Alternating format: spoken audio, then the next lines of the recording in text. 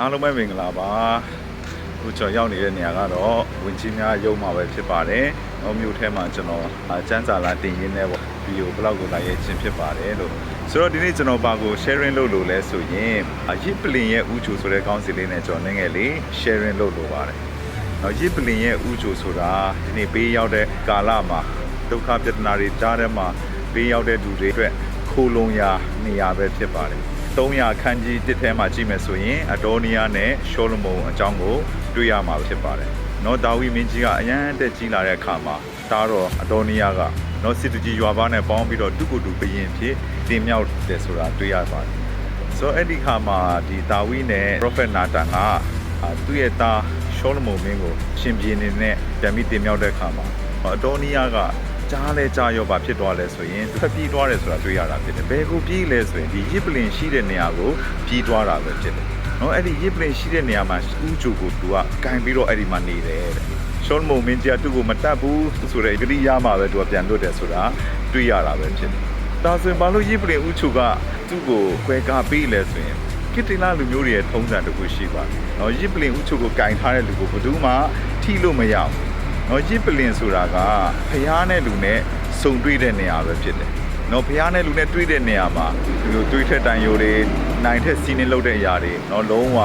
လုံးလို့မရပါဘူး။ဒါကြောင့်အဲ့ဒီရစ်ပလင်ရဲ့ဥချိုကိုကင်ထားတဲ့အဒေါနီယာကိုဘာမှမလုပ်ဘဲနဲ့ဒီတိုင်းသူတို့သွားတယ်ဆိုတာတွေ့ရတာဖြစ်တယ်။ဒါဆိုရစ်ပလင်ရဲ့ဥချိုကဘာကိုပုံဆောင်လဲဆိုရင်ကျွန်တော်တို့ကိုလုံခြုံစေတဲ့နေရာဖြစ်တယ်။နော်ဒီနေ့မှာထိုရစ်ပလင်ဥချိုဆိုတာသခင်ယေရှုခရစ်တော်ရဲ့လက်ဝါးကားတိုင်တော်တရားပဲဖြစ်ပါတယ်။ကိုလက်ဝါးကားတိုင်ဆိုတာဖျားနဲ့လူနဲ့စုံတွေ့တဲ့နေရာပဲဖြစ်တယ်။နော်ဖျားရဲ့ဂတိတော်တွေအားလုံးကိုရရှိစေတဲ့အယက်ဒေတာပဲဖြစ်ပါတယ်။တင်ပေးဒုက္ခရောက်နေတဲ့အခါမှာမျောလင်းခြင်းမဲနေတယ်လို့ထင်နေတဲ့အခါမှာတင်အတွက်မျောလင်းရာရစ်ပလင်ရဲ့ဥချိုတီးဟူသောသခင်ယေရှုရဲ့လက်ဝါးကားတိုင်တော်တရားရှိတည်တယ်ဆိုတာကို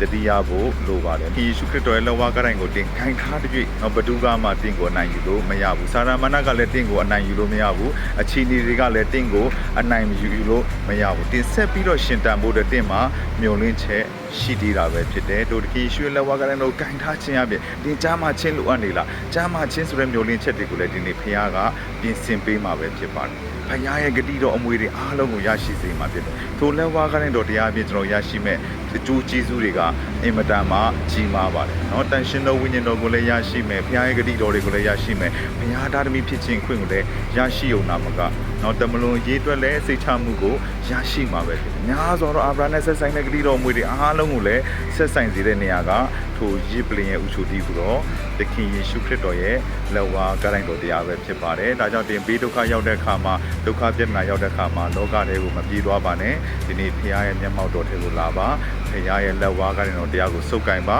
ယုံကြည်ခြင်းနဲ့ထိုချီနေတွေကိုတွန်းလှန်ပါလို့ကျွန်တော်အနေနဲ့ခွန်အားပေးတိုက်တွန်းလိုပါတယ်ထိုရစ်ပလင်ရဲ့ဥချိုတီးဟူသောထိုလက်ဝါးကားတိုင်တော်တရားကကျွန်တော်တို့အတွက်အောင်မြင်ခြင်းနဲ့ဖြစ်ပါတယ်အာမင်အားလုံးတဲ့ကောင်းကြီးဖြစ်မယ်လို့ကျွန်တော်ထူးယုံကြည်တယ်ရောက်စီတိုင်းပေါ်မှာဖျားခင်ကြီးမားစွာကောင်းကြီးပေးပါစေ